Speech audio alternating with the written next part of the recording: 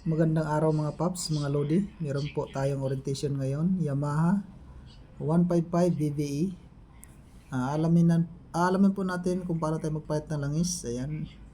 Isa itong Aerox ano. So dito sa kanyang CVT sa may gilid ng kanyang engine number.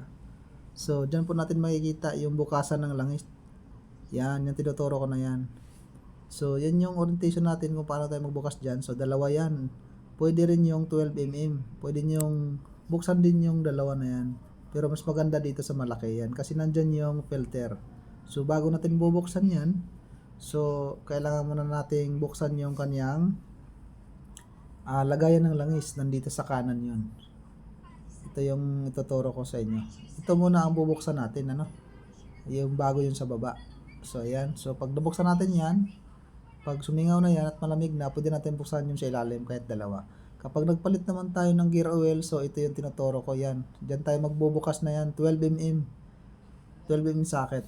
Tapos sarado, tapos dito tayo maglalagay ng gear oil sa taas. So 120 ml pa rin dyan, ano? So yan yung last na gagawin natin. So yan lang yung orientation natin sa araw na ito mga lods, mga paps. So God bless po sa lahat, ano? So recap lang tayo.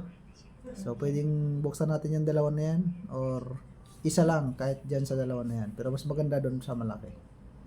So napakagandang araw po.